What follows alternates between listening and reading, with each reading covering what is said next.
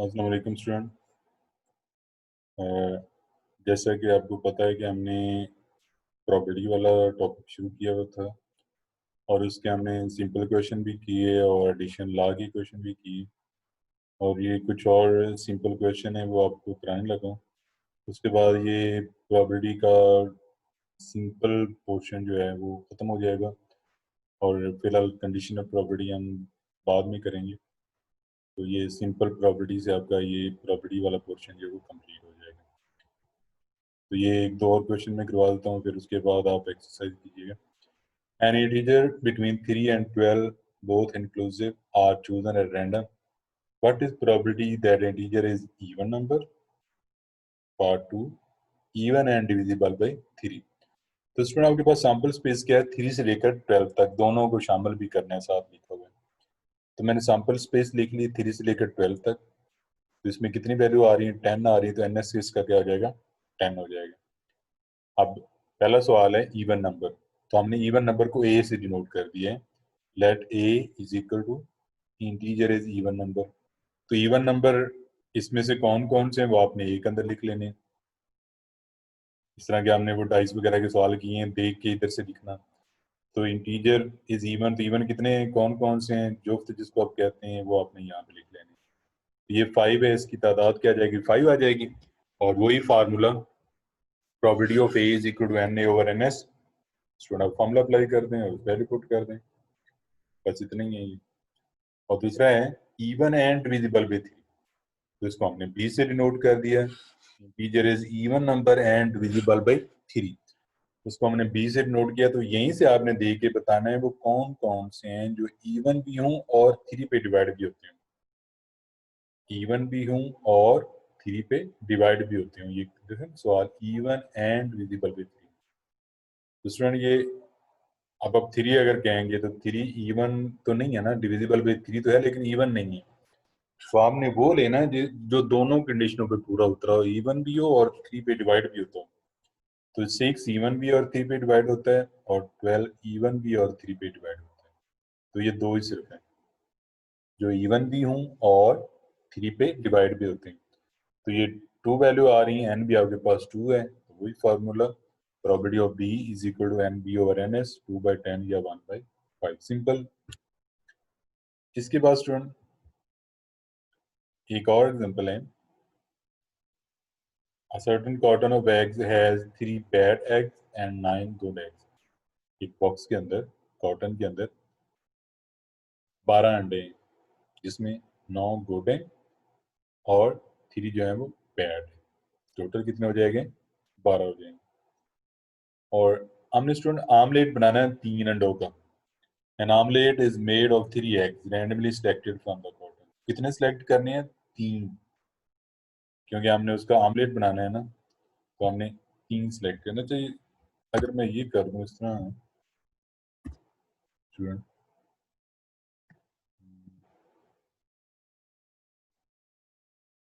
थोड़ा सा आपको समझाने के लिए कि 9 जो है वो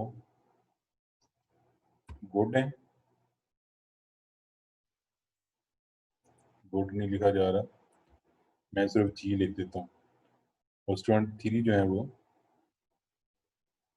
बैड है, इसके लिए मैं डी लिख दूँ।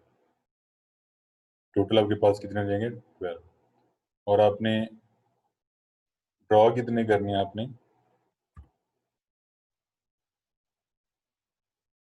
3 ड्रॉ करने हैं, इसको इधर ले आए। स्टूडेंट 3 हमने ड्रॉ करने हैं।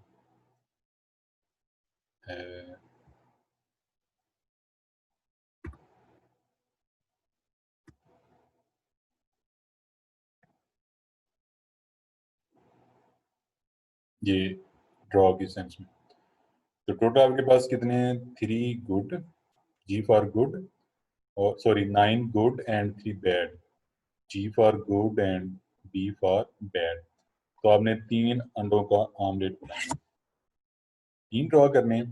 तो एन एस क्या हो जाएगा? टोटल में से जितने आपने लेने हैं 12C3, तो आपके पास क्या आ जाएगा 220। तो पहला पार्ट क्या है, बट अब मैंने जब प्रोबेबिलिटी शुरू की तो तब भी बताया था कि हमारे पास तकरीबन एक ही फॉर्मूला चलेगा बेसिक जो है, probability of A is equal to n A over n S. और एन एस क्या होता है, टोटल पॉसिबल आउटकम्स होते हैं, और एन ए क्या होता है, फेवरेबल आउटकम की तादाद को ज़ाहिर करते हैं। तो एन एस डिफाइंड कर लिया हमने। अब पहला जो पार्ट है नो बैड एग, उसको हमने ए से नोट किया है, let A is equal to no bad egg is selected. तो एन ए क्या हो जाएगा, बैड में से कोई नहीं आना। ये देखो मैंने बैड से 0 किया, तो बाकी फिर 3 के 3 गुड में से आएंगे, और ये हो जाएगा 3 से 0 और 9 से 3। इसको सॉल्व करेंगे, 1 और ये 84, तो 84 आ जाते हैं। फॉर्मूला लगा दें student, probability of A is equal to n A over n S. अच्छा, अब आगे आपने ये खुद करना है। एट लीस्ट मैंने आपको बताया हुआ है, एट लीस्ट वाला भी पीछे बॉयज और गर्ल्स का सवाल हमने किया था। ये two bad eggs, exactly two bad का मतलब क्या है कि 2 बैड हूँ और 1 गुड हो। तो अगर इसको लिखोगे, मैं यहाँ पे थोड़ा सा हिंट दे देता हूँ। एग्जैक्टली 2 बैड का मतलब है यहाँ पे 2 है और यहाँ पे 1 है। जब इसको आगे सॉल्व करना, तो ये जो बनेंगे इसका, वो आ जाएगा 3C2 और 9C1। हिंट मैंने दे दिया, अब आपने मुकम्मल कर लिया। अच्छा स्टूडेंट, ये एक और क्वेश्चन है। 3 distinct integer are chosen at random from first 20 positive integer। पहले 20 पॉजिटिव इंटीजर से आपने 3 सिलेक्ट करने हैं। तो उसको मैंने इस तरह लिख लिया है, 10 इवन और 10 ऑड। इधर इसको मैं ब्रैकेट में डाल देता हूँ क्योंकि वो 0 के साथ आपको कंफ्यूज ना करे, और इसके लिए मुझे थोड़ा सा इसको इस तरह करना पड़ेगा। तो ये भी कर देता हूँ।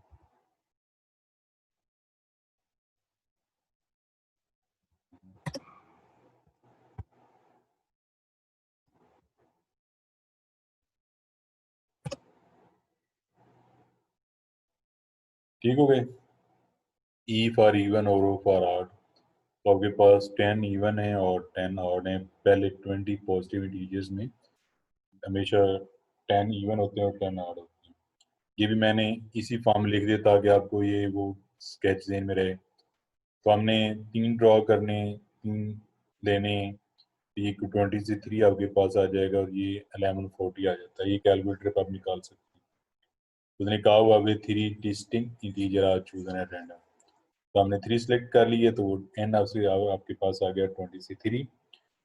अब ये एन एस तो आपने डिफाइन कर लिया। अब जरा यहाँ पे स्टूडेंट ध्यान से, गौर से, वो कहता है फाइंड प्रोबेबिलिटी दैट, वो जो 3 आपने लेने हैं, दैट सम इज इवन, पहला पार्ट। और दूसरा पार्ट वो कहता है दैट प्रोडक्ट इज इवन। पहला पार्ट क्या है, दैट सम इज इवन, और दूसरा क्या है, दैट प्रोडक्ट इज इवन। तो हम पहला पार्ट कहते हैं दैट सम इज इवन, तो उसको हमने ए से डिनोट कर लिया, let A is equal to sum of 3 distinct integer is even.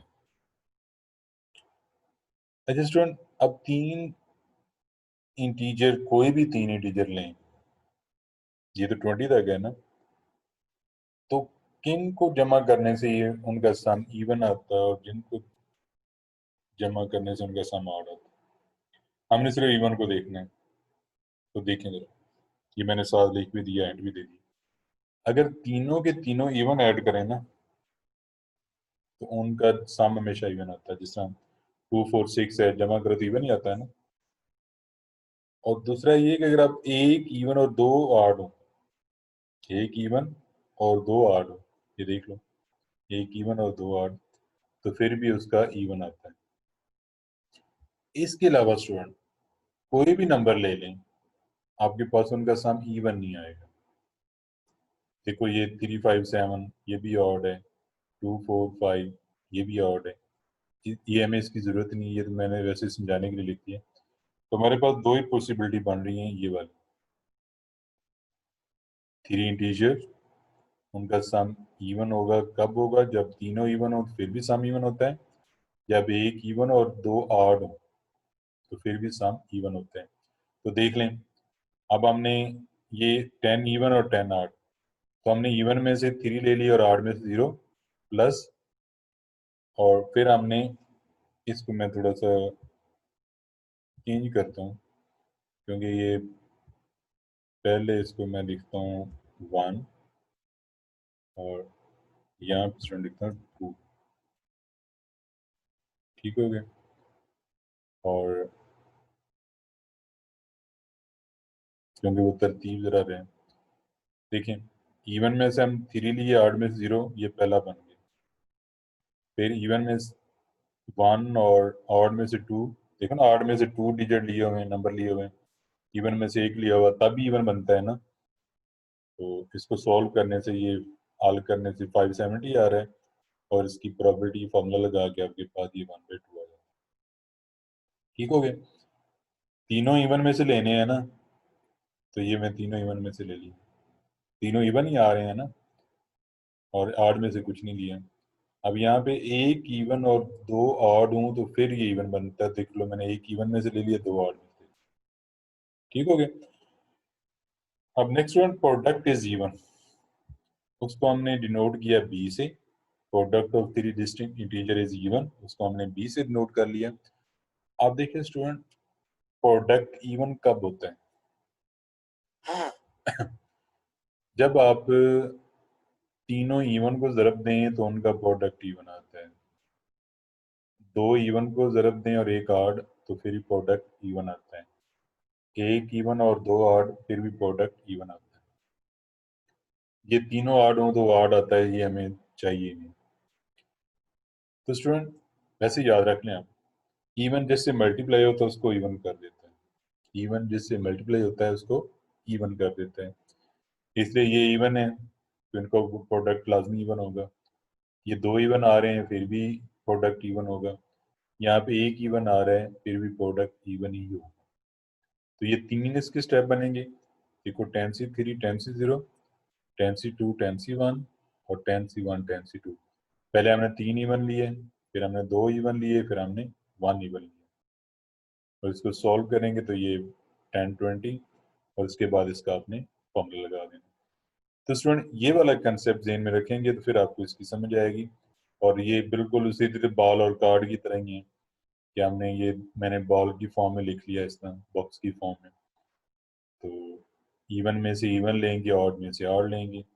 जिस तरह हम कलर वाले रेड में से रेड लेते थे, ब्लैक में से ब्लैक लेते थे, तो ये उस फॉर्म में। लेकिन इसका ये वाला स्केच आपको पता होना ज़रूरी है, तब आपको पता चलेगा कि हम इवन में से कितने लेंगे और ऑड में से कितने लेंगे। तब पता चलेगा जब ये वाला स्केच आपको पता हो। तो ये एक क्वेश्चन था, उम्मीद है कि आपको समझ आई होगी। तो ये सिंपल प्रॉपर्टी का पोर्शन हमारा स्टूडेंट खत्म हुआ। तो इसको आपने रिपीट करना है, कुछ क्वेश्चन इसके करने हैं, और नेक्स्ट इंशाल्लाह कोई हम नया टॉपिक शुरू करेंगे। तो प्रॉपर्टी का कंडीशनल वाला टॉपिक हमने नहीं किया, सिर्फ हमने सिंपल प्रॉपर्टी की है, जिसमें एडिशन लॉ भी हमने किया है। तो आज के लिए इतनी काफ़ी है। थैंक यू, अल्लाह हाफिज़।